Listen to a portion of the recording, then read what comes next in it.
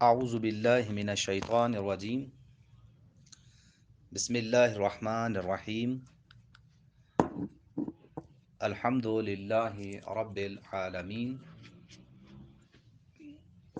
والصلاة والسلام علی اشرف الانبیاء والمرسلین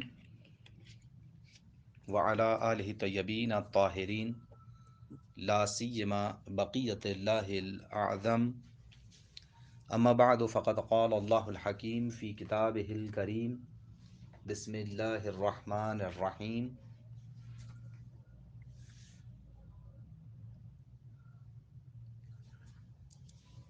اما بعد فقد قال اللہ الحکیم فی کتابہ الکریم بسم اللہ الرحمن الرحیم وما ينطق عن الهوى ان هو الا وحی یوحی۔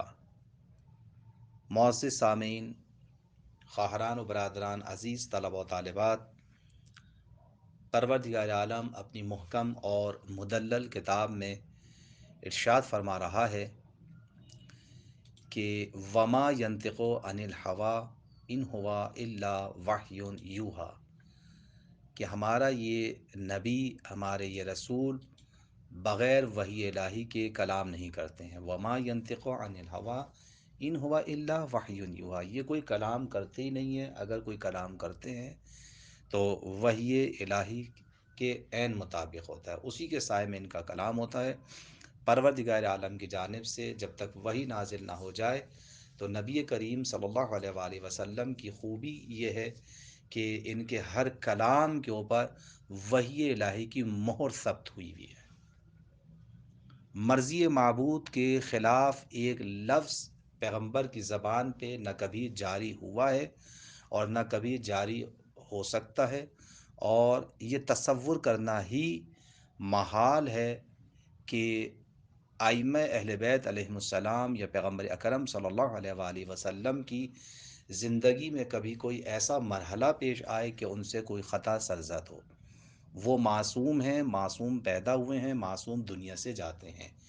اس آیت سے یہ بات بھی واضح اور روشن ہو جاتی ہے کہ خداوند عالم کی بارگاہ میں اور اس کی بنائی ہوئی شخصیات میں کچھ ایسی شخصیات بھی موجود ہیں، کائنات میں کچھ ایسے افراد موجود ہیں کہ جن کے کلام کو خداوند عالم اپنی طرف نسبت دیتا ہے، ان کے کلام یا ان کے عمل کی ذمہ داری اپنے اوپر لیتا ہے، ان کے کام کو، ان کے کلام کو اپنا کلام کہہ دیتا ہے، ان کے کام کو اپنا کام کہہ دیتا ہے، جیسا کہ خداوند عالم نے ارشاد فرمایا ہے وما رمیت اذ رمیت ولکن اللہ رما۔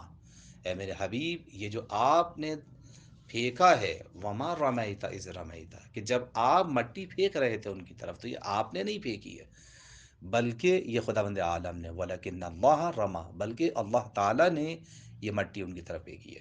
تو اس آیت سے بات واضح ہو جاتی ہے کہ نبی کریم کی طرح خود نبی کریم صلی اللہ علیہ وآلہ وسلم اور کچھ ایسے افراد موجود ہیں کہ جن کے عمل کو خداوند عالم اپنی طرف نسبت دیتا ہے۔ مثال کے طور پہ علم یجد کا یتیمن فآوا، کہ جب ہم نے آپ کو یتیم پایا تو ہم نے آپ کو پناہ دی ہے۔ تو آپ یہ دیکھیں کہ نبی کریم صلی اللہ علیہ وآلہ وسلم کو پناہ دینے والے، ان کی تربیت کرنے والے کو پروردگار، ان کے عمل کو خداوند عالم نے اپنی طرف نسبت دی ہے۔ تو بعض کے کلام اور اعمال اتنے معتبر اور محترم اور مقدس ہیں کہ خداوند عالم ان کو اپنی طرف نسبت دیتا ہے۔ انہی شخصیات میں سے مولائے کائنات کی شخصیت ایسی شخصیت ہے کہ جن کا کلام گویا، جس کے بارے میں بوال دہنگ پوری دنیا کی طرف سے یہ اعلان ہوتا ہوا نظر آیا ہے۔ عزیزان محترم، مفکرین نے، محدثین نے، مفسرین نے، بلغاء نے، افاضل، علماء، اتنی بڑی بڑی شخصیات نے جب اس کلام نہج البلاغہ کا مطالعہ کیا تو ہر طرف سے یہی آوازیں بلند ہو رہی تھیں کہ تحت کلام الخالق فوق کلام المخلوق، یہ وہ کلام ہے کہ جو خالق کے کلام سے کم لیکن مخلوق کے کلام سے بالا نظر آتا ہے۔ تو اب آپ یہ دیکھیے کہ جنہوں نے اس کلام کو پڑھا ہے وہ خود کتنے قابل تھے، اس لیے کہ کلام کو پرکھنے والا قابل شخص ہی کلام کو پرکھ سکتا ہے، اور ان کی طرف سے جب یہ بیان صادر ہو رہا ہے تو اس کی عظمت کا اندازہ خود بخود ہو جاتا ہے، اس کی عظمت اور رفعت کا اندازہ خود بخود ہو جاتا ہے کہ مولا کائنات کا یہ کلام کتنا عظیم اور معتبر کلام ہے۔ مولا کائنات اس خطبہ نمبر 12 میں ارشاد فرما رہے ہیں، جیسا کہ سید رضی رحمۃ اللہ علیہ نے اس خطبے کے سلسلے میں بیان کیا ہے۔ آپ نے جب اس خطبے کو نقل کیا تو یہاں سے اس جملے کو آپ یہ دیکھیں کہ خطبہ نمبر 12 یہاں سے شروع ہوتا ہے وَمِن كَلَامٍ لَهُ علیہ السلام، یعنی کیا مطلب؟ یعنی امام علی علیہ السلام کے کلام کا ایک حصہ۔ یہ خطبہ جو ہے مکمل خطبہ یہاں پر بیان نہیں کیا گیا ہے، بلکہ خطبے کا کلام کا ایک حصہ ہے۔ یہ بات ذہن میں رہنی چاہیے کہ ایک نقطہ یہاں پر بتا دینا مناسب ہے، اور وہ یہ ہے کہ آپ یہ دیکھیں کہ خطبات کے درمیان کہیں کہیں لکھا ہوا ہے خطبہ نمبر فنا، اور کہیں پہ لکھا ہوا ہے وَمِن كَلَامٍ۔ تو جب خطبے کا لفظ استعمال کر رہے ہیں سید رضی، اس کا مطلب یہ ہے کہ مولا کائنات کے پورے خطبے کو یہاں پر انہوں نے نقل کیا ہے۔ لیکن جب وَمِن كَلَامٍ لَهُ علیہ السلام کا ذکر کرتے ہیں تو اس کا مطلب یہ ہے کہ سید رضی نے پورا خطبہ نقل نہیں کیا ہے، بلکہ خطبے کا ایک حصہ وہاں سے نقل کیا ہے۔ اسی وجہ سے انہوں نے وَمِن كَلَامٍ کا لفظ استعمال کیا، یعنی آپ علیہ السلام کے کلام کا ایک حصہ۔ یہ اس طریقے سے بیان کیا ہے۔ کب یہ کس مرحلے کا خطبہ ہے؟ اگر آپ دیکھیں کہ مولا کائنات کا یہ خطبہ لما اسفرہ اللہ باصحاب الجمل، جب خداوند عالم نے آپ کو جمل والوں پر غلبہ عطا کیا، وقد قال له بعض اصحابہ، اور اس موقع پر آپ کے ایک صحابی نے آپ سے عرض کیا، کیا عرض کیا تھا؟ وَدِدْتُ أَنْ أَخِي فُلَانًا كَانَ شَاهِدًا لِيَرَى مَا نَصَرَكَ اللَّهُ بِهِ عَلَىٰ أَعْدَائِكَ۔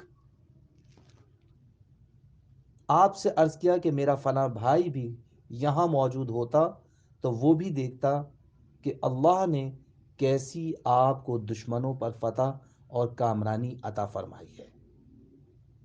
تو آپ کو معلوم ہے کہ اس موقع پر مولا کائنات حضرت علی علیہ السلام نے کیا فرمایا؟ سید رضی لکھتے ہیں فقال له علیہ السلام، تو اس موقع پر حضرت علی علیہ السلام نے فرمایا کیا؟ احوا اخیک معنا، کیا تمہارا بھائی بھی ہمیں دوست رکھتا تھا؟ فقال نعم، تو اس نے کہا کہ ہاں۔ قال فقط شہیدنا وَلَقَدْ شَهِدَنَا فِي أَسْكَرِنَا۔ عجیب جملہ میرے مولا نے فرمایا، جب اس نے کہا نا کہ ہاں، تو آپ نے فرمایا کہ وہ ہمارے پاس موجود تھا۔ حالانکہ آپ دیکھیں جنگ میں مولا کے پاس موجود نہیں ہے، لیکن آپ یہ دیکھیں کہ کیونکہ وہ اس جنگ میں مارا گیا ہے، تو آپ یہ اس نے کہا، مولا کائنات نے فرمایا کہ کیا؟ فقال نعم قال فقد شہیدنا، اس نے کہا کہ جی ہاں وہ موجود تھا۔ تو امام علیہ السلام نے اس موقع پر فرمایا کہ وہ ہمارے پاس موجود تھا، بلکہ ہمارے اس لشکر میں وہ اشخاص بھی موجود تھے۔ یہ جملہ قابل قدر ہے، سننے کے قابل ہے۔ میرے مولا نے کیا جملہ یہاں پر فرمایا ہے؟ وَلَقَدْ شَهِدَنَا فِي أَسْكَرِنَا هَذَا أَقْوَامٌ فِي أَصْلَابِ الرِّجَالِ، اس لشکر میں وہ اشخاص بھی موجود تھے جو ابھی مردوں کے صلب اور عورتوں کے شکم میں موجود تھے، جو شکم میں موجود ہیں، یعنی جو ابھی دنیا میں آئے بھی نہیں ہیں۔ فی اسلاب الرجال و ارحام النساء، جو ابھی دنیا میں آئے نہیں ہیں، جو اسلاب میں ہیں اور شکموں میں ہیں۔ سیرعفو بہم الزمان ویقوی بہم الایمان، ان قریب زمانہ انہیں ظاہر کرے گا۔ سیرعفو بہ الزمان، ان قریب زمانہ انہیں ظاہر کر دے گا۔ ویقوی بہم الایمان، اور ان کے ذریعے ایمان کو تقویت پہنچے گی۔ ایک ایک جملہ جو ہے، ایک ایک لفظ اگر آج پر توجہ فرمائیں تو اسے اپنے ذہن کے اندر محفوظ رکھنے کے لیے ضرورت ہے۔ مولا کائنات نے بڑے خوبصورت الفاظ استعمال کیے اور ہمیں ایک امید بہار دی ہے، اور ہمیں اس بات کی طرف متوجہ کیا، اس میں امید بھی ہے اور اس میں ہوشیاری بھی ہے، ہوشیار بھی کیا، یعنی گویا یوں کہا جائے کہ بشارت بھی ہے اور نذارت بھی ہے۔ مولا کائنات یہاں پر گویا بشیر بھی بن کر آپ کے سامنے ہیں اور نذیر بھی ہیں۔ اس میں امیدیں بھی دلائی گئی ہیں اور اس میں ڈرایا بھی گیا ہے۔ توجہ فرمائیے گا، مولا کائنات کا یہ خطبہ گویا آپ نے اس کا مختصر ترجمہ اور تعارف سن لیا ہے۔ ہم اس کی مختلف نکات کی طرف چلتے ہیں، توجہ فرمائیے گا۔ سب سے پہلے اس نقطے کی طرف توجہ رکھیے گا کہ جسے ہم نے یہاں پر سرنامہ کلام قرار دیا ہے کہ فکر و نظر میں اتحاد کا سزا و جزا میں مؤثر ہونا۔ اس خطبے کا جو ایک اہم درس ہے وہ یہی ہے، توجہ رکھیے گا کہ انسان کی فکر و نظر، جب خداوند عالم نے آپ کو جمل والوں پر غلبہ عطا کیا تو اس موقع پر آپ کے ایک صحابی نے آپ سے عرض کیا کہ میرا فلاں بھائی بھی یہاں ہوتا تو وہ بھی دیکھتا کہ آپ نے، اللہ نے آپ کو کس طرح دشمنوں پر فتح اور کامیابی عنایت فرمائی ہے۔ تو حضرت امام علی علیہ السلام مولا کائنات یعصوب الدین نے ارشاد فرمایا، کیا تمہارا بھائی ہمیں دوست رکھتا ہے؟ اس نے کہا ہاں۔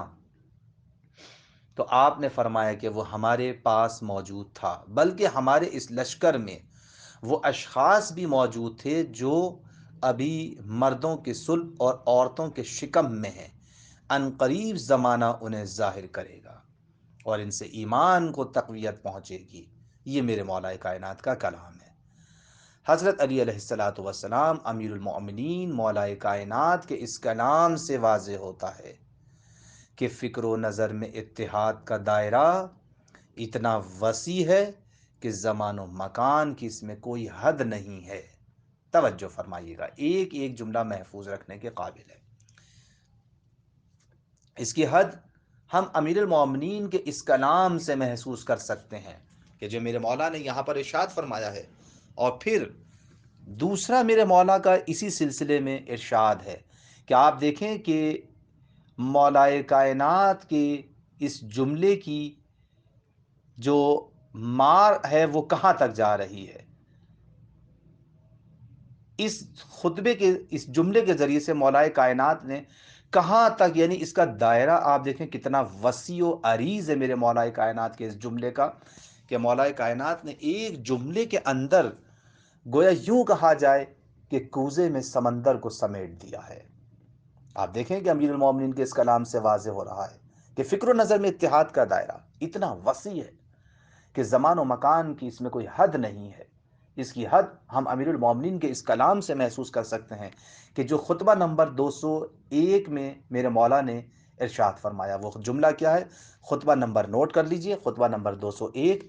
مولا فرماتے ہیں ایھا الناس انما یجمع الناس الرضا والسخط وانما اقرا ناقة ثمود رجل واحد فعمهم اللہ بالعذاب لما عموہ بالرضا۔ اے لوگو، توجہ فرمائیے گا، اے لوگو، افعال و اعمال چاہے مختلف ہوں مگر رضا و ناراضگی کے جذبات تمام لوگوں کو ایک حکم میں لے آتے ہیں۔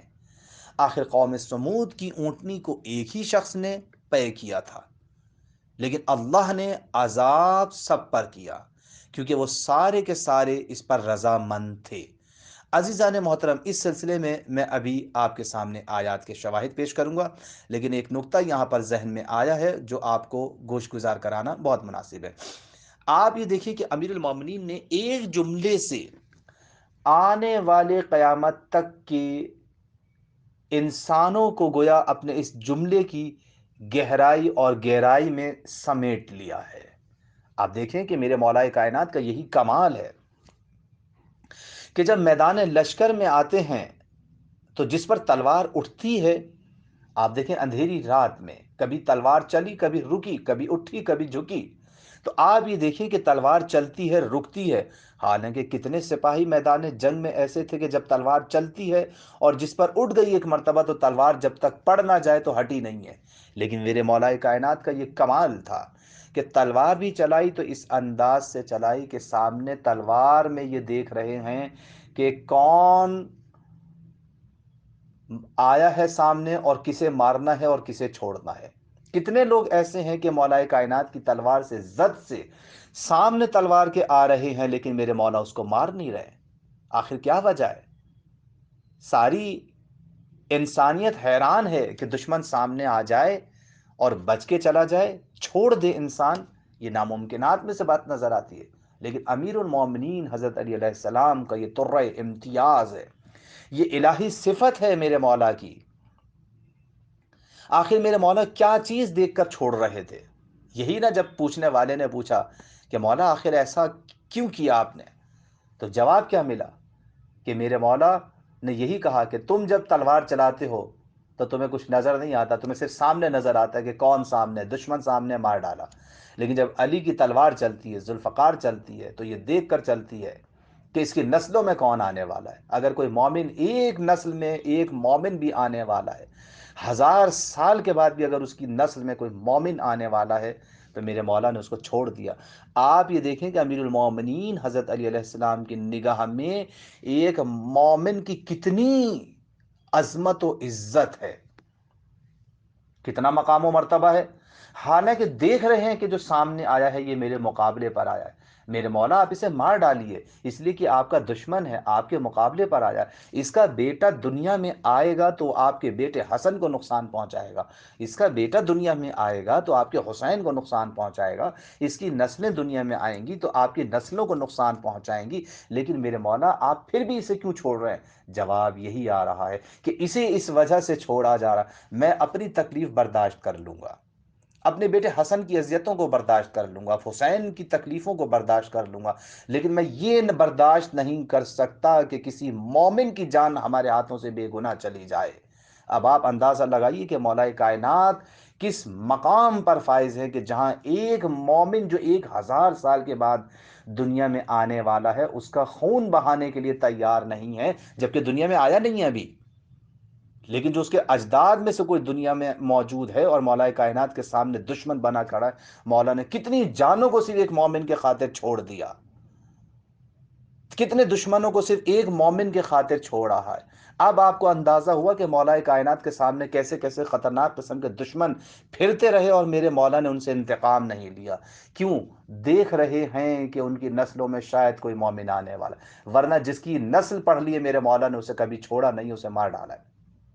تو آپ یہ دیکھیں کہ یہاں پہ میرے مولا کائنات کی تلوار چلانے کا یہ انداز ہے، اور جب جملہ دیکھا ہے تو جملہ بھی بولا تو ایسے ہی میرے مولا نے ادا کیا ہے کہ قیامت تک جس طرح نسلوں کو پرکھ رہے ہیں اسی طرح سے میرے مولا نے نسلوں کو پرکھنے کے بعد یہ جملہ ادا کیا کہ ابھی جو دنیا میں آئے نہیں ہیں اور اپنے باپ کے اسلاب میں ہیں یا اپنے ماؤں کے شکموں میں موجود ہیں، جب وہ دنیا میں آئیں گے تو وہ ہمارے ساتھ ہوں گے۔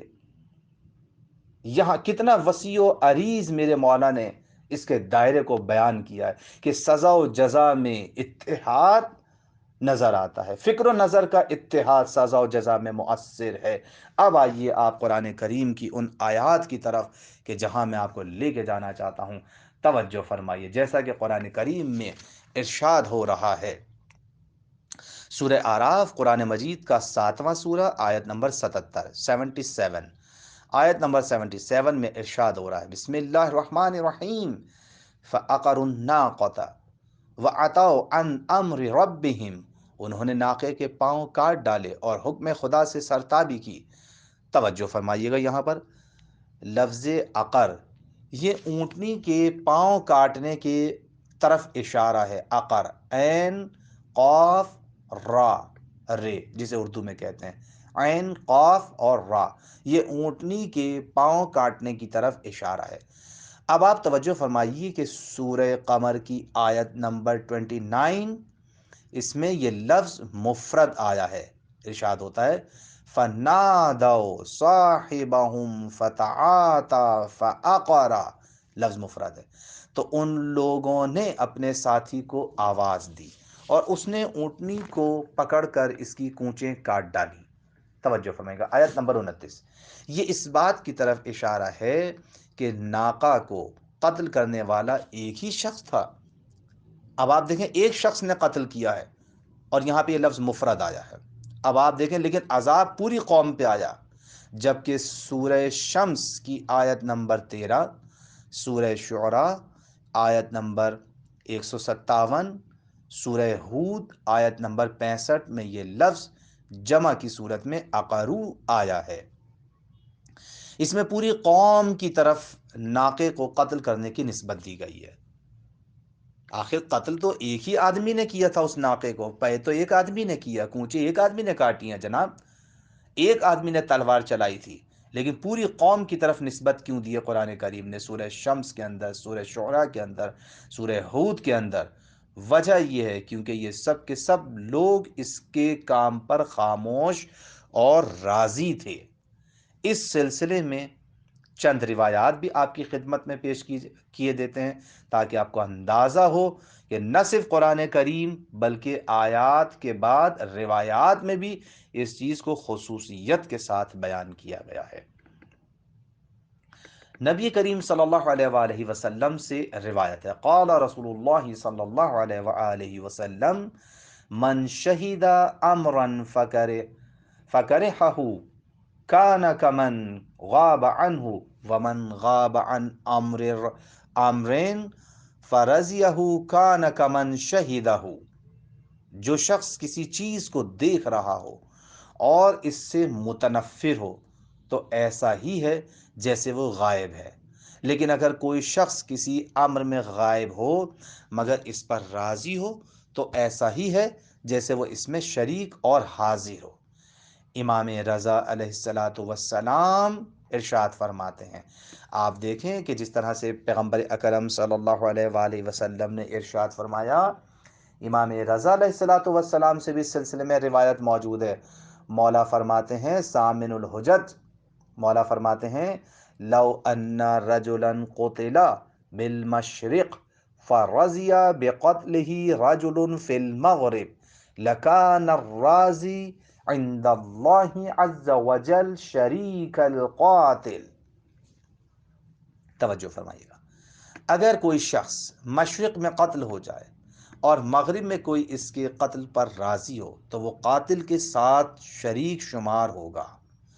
حضرت علی علیہ السلام سے روایت منقول ہے، توجہ فرمائیں، مولا فرماتے ہیں الراضی بفعل قوم کالداخل معهم فیہ وعلى كل داخل فی باطل اثمان اسم العمل به و اسم الرضا به۔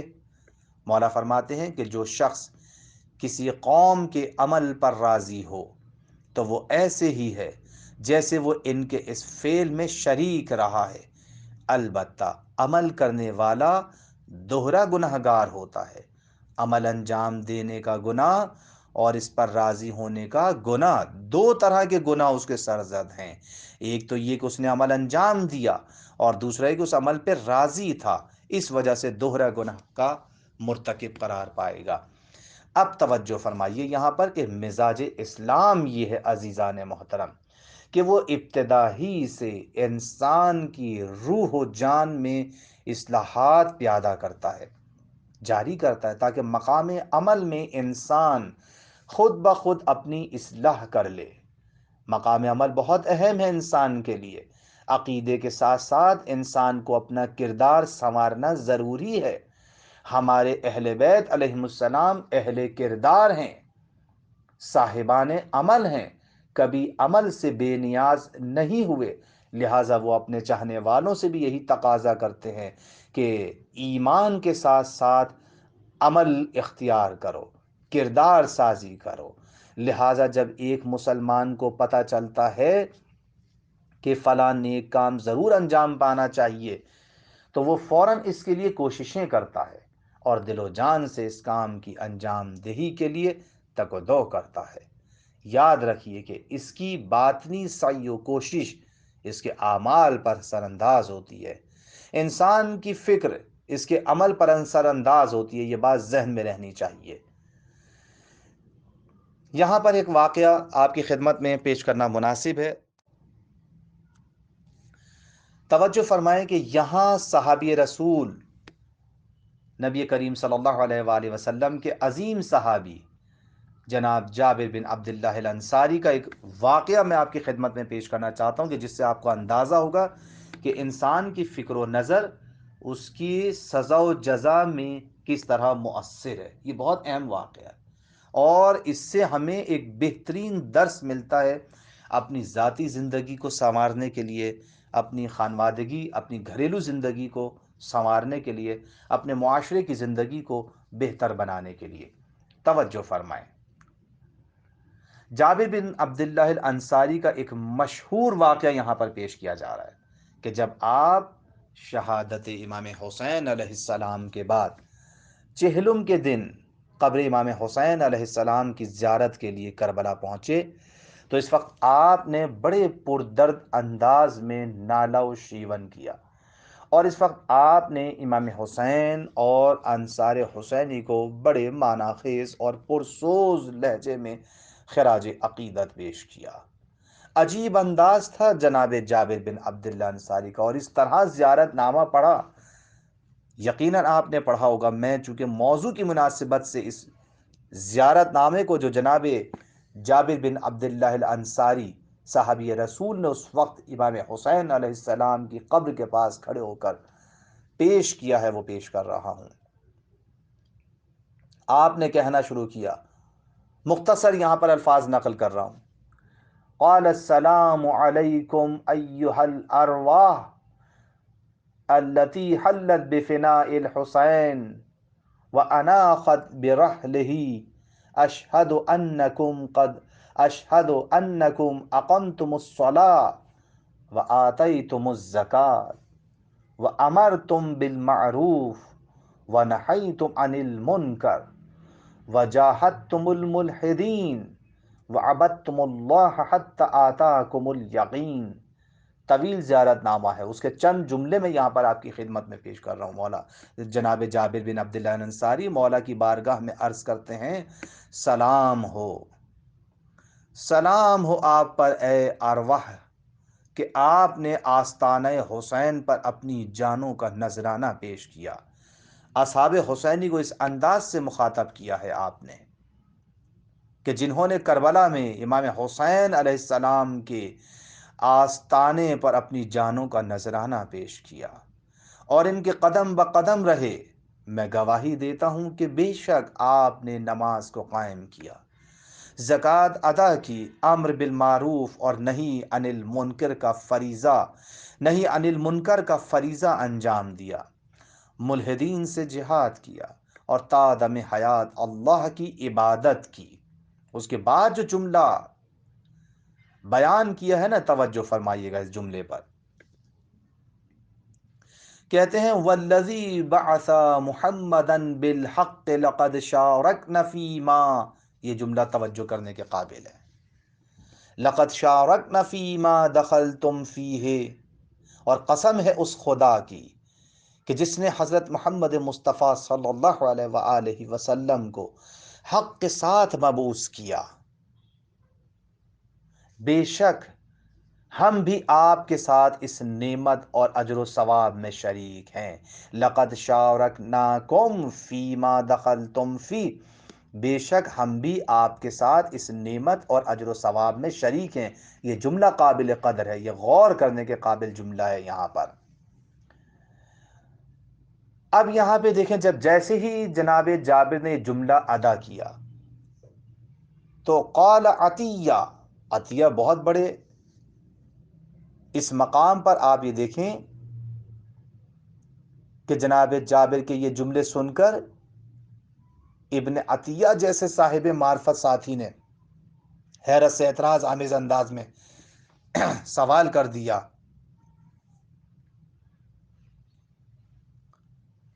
قال عطیہ فقلت لجابر وکیف ولم نہبط وادیا ولم نعلو جبلا ولم نضرب بسیف والقوم قد فرق بین رؤوسہم وابدانہم وأوتمت اولادہم وارملت الازواج۔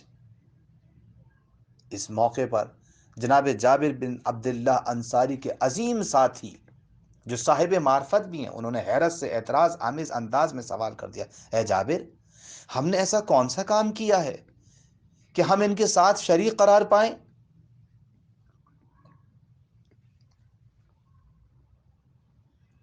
ہم نہ کسی وادی میں اترے ہیں،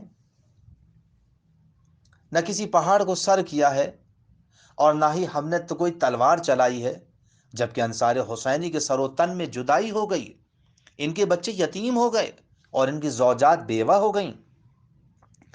تو آپ کو معلوم ہے کہ اس موقع پر جناب جابر بن عبداللہ انصاری نے کیا جواب دیا؟ فقال لی عطیہ سمعت حبیبی رسول اللہ صلی اللہ علیہ وآلہ وسلم۔ اس موقع پر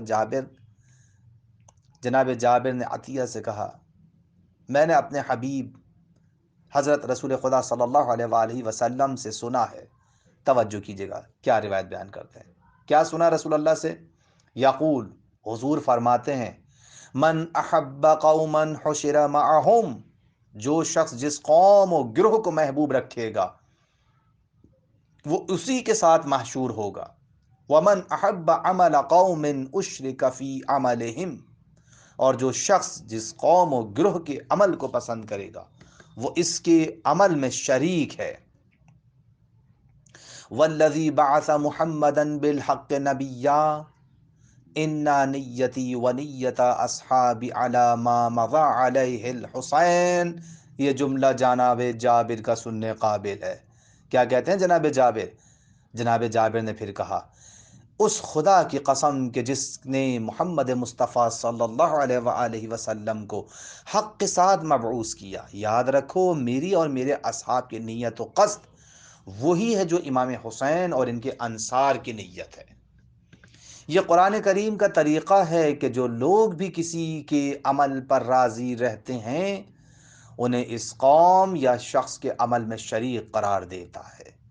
جیسا کہ اگرچہ ناقہ صالح کو پے کرنے والا ایک شخص تھا، لیکن قرآن کریم نے تمام لوگوں کو اس عمل میں شریک قرار دیا ہے، کیونکہ وہ سب کے سب اس کے عمل پر راضی تھے۔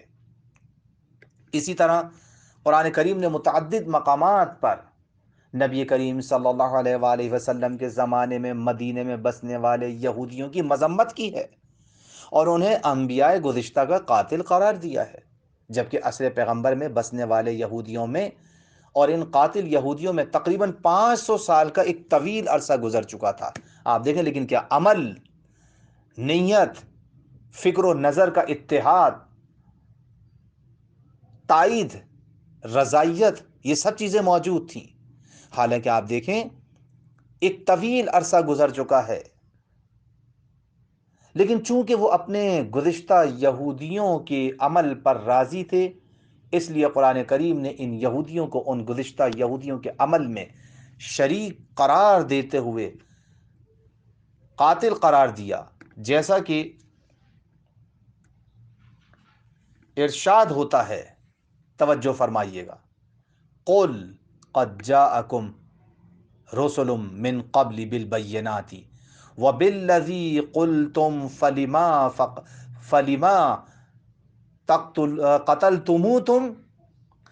قتلتموہم ان کنتم صادقین۔ سورہ آل عمران، تیسرا سورہ، آیت نمبر 183، 183 نمبر آیت میں ارشاد فرما رہا ہے، قل قد جاءکم رسول من قبل بالبینات وبالذی قلتم فلما قتلتموہم ان کنتم صادقین۔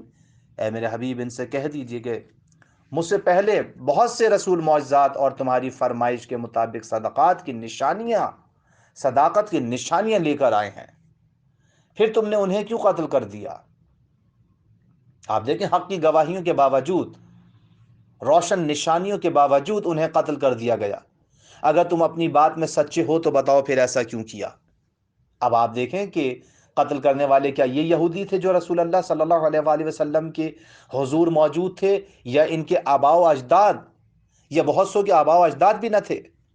لیکن اس کے باوجود قرآن کریم نے ان کو مخاطب کیا ہے، کیوں؟ اس لیے کہ فکر و نظر کا اتحاد ہے، رضائیت ہے، شمولیت اسی کا نام ہے۔ سورہ آل عمران کی آیت نمبر 183 کے ذیل میں مختلف کتب احادیث و تفسیر میں حضرت امام جعفر صادق علیہ السلام سے روایت ہے، مولا فرماتے ہیں وَقَدْ عَلِمَ أَنَّ هَؤُلَاءِ لَمْ يَقْتُلُوا وَلَكِنْ قَدْ كَانَ هَوَاهُمْ مَعَ الَّذِينَ قَتَلُوا فَسَمَّاهُمُ اللَّهُ قَاتِلِينَ لِمُتَابِعَةِ هَوَاهُمْ وَرِضَاهُمْ لِذَلِكَ الْفِعْلِ۔ توجہ فرمائیں، علامہ مجلسی نے بحار الانوار میں اس روایت کو نقل کیا ہے۔ اسی طریقے سے تفسیر عیاشی میں بھی یہ روایت نقل ہوئی ہے۔ مولا فرماتے ہیں اللہ تبارک و تعالی جانتا ہے کہ ان لوگوں نے ان انبیاء کو قتل نہیں کیا، لیکن چونکہ یہ لوگ ان گزشتہ قاتل لوگوں کے ہم خیال و ہم عقیدہ تھے، اس لیے اللہ نے ان لوگوں کو بھی قاتل قرار دیا ہے، کیونکہ یہ ان قاتلوں کے عمل پر راضی تھے۔ بس آپ کو اندازہ ہو گیا کہ رضائیت کتنا اہم کردار ادا کرتی ہے سزا و جزا میں۔ ہم فکر ہونا، خاموش رہ جانا، یہ کتنی اہم، اگر آپ اس کے عمل میں راضی ہیں تو گویا آپ اس میں شریک ہیں۔ اسی طرح جناب شیخ حر عاملی نے، توجہ فرمائیے گا،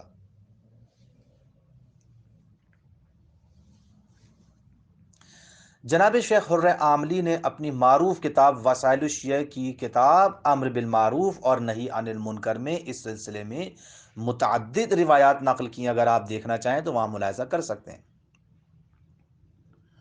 یہاں اس آیت کے ذیل میں ایک نقطہ اور بیان کر دینا مناسب ہے کہ اس سے ماقبل آیت یعنی آیت نمبر 118 میں اللہ نے اپنے بندوں کی تالیف قلب اور ان کے امتحان کے لیے قرض مانگ لیا، تو یہودیوں نے کہنا شروع کر دیا ان اللہ فقیر ونحن اغنیاء، یعنی مسلمانوں کا خدا فقیر ہے اور ہم غنی و مالدار ہیں۔ پروردگار نے اسی حماقت کا جواب دیا ہے اور دیگر جرائم کی طرف بھی متوجہ کر دیا ان کے۔ بس یہودیوں کی دریدہ دہنی کا اندازہ اسی سے لگا سکتے ہیں آپ کہ کہیں انہوں نے اللہ کے مطالبہ قرض کو امتحان کے بجائے غربت کی علامت قرار دے دیا اور اس کلام کا مذاق اڑانا شروع کر دیا۔ خداوند عالم نے ان کے عدم ایمان کی وضاحت کرتے ہوئے واضح کر دیا کہ ان کے باپ دادا بھی ایسے ہی تھے اور انہوں نے بھی کبھی معجزات و مواعظ اور کتب و صحف کی پرواہ نہیں کی، ورنہ انبیاء کے قتل کے مرتکب نہ ہوتے۔ توجہ فرمائی آپ نے؟ تو عزیزان محترم، یہاں آپ نے اس چیز کو ملاحظہ فرمایا۔ اس بات سے یہ اندازہ ہو جاتا ہے کہ فکر و نظر کا اتحاد سزا و جزا میں مؤثر کردار ادا کرتا ہے۔ لہٰذا ہمیں یہاں سے یہ سبق ملتا ہے کہ اگر ہم اچھے لوگوں کی فکر اور ان کے عقیدے کے ہم خیال ہوں اور اس پر راضی ہوں تو ہمارا اجر و ثواب ان کے ساتھ یقینی ہو جائے گا ان روایات اور آیات کی روشنی میں۔ لہٰذا ہمیشہ اپنے عمل کی طرف متوجہ رہنا چاہیے، اپنی فکر کی طرف متوجہ رہنا چاہیے، اپنے عقیدے کی طرف متوجہ رہنا چاہیے، اور یاد رکھیں کہ انسان کی فکر و نظر میں اتحاد خود بخود عمل کی دعوت دیتا ہے۔ آج ہم جس ماحول میں زندگی گزار رہے ہیں، اگر ہم اس بات پہ رضائیت رکھتے ہیں، راضی ہیں کہ ائمہ اہل بیت علیہم السلام کی سیرت حق تھی، تو آج ہمارے پاس یہ موقع ہے کہ ہم ان کی سیرت کو اپنائیں، ہم ان کے کردار کو اپنائیں۔ ضرورت اس بات کی ہے کہ ہم اپنی گھریلو زندگی میں، اپنی ذاتی زندگی میں، اپنی معاشرتی زندگی میں اور اپنی زندگی کے ہر مرحلے میں، چاہے وہ ہماری انفرادی زندگی ہو، چاہے ہماری اجتماعی زندگی ہو، ہمیں اہل بیت علیہم السلام کے پر ایمان رکھنے کے ساتھ ساتھ، خداوند عالم کی ذات پر ایمان رکھنے کے ساتھ ساتھ ان کی تعلیمات اور ان کی سیرت پر عمل کرنا بھی ضروری ہے۔ یہیں پر ہمارا درس یہ اپنے اختتام کو پہنچتا ہے۔ والسلام علیکم ورحمۃ اللہ وبرکاتہ۔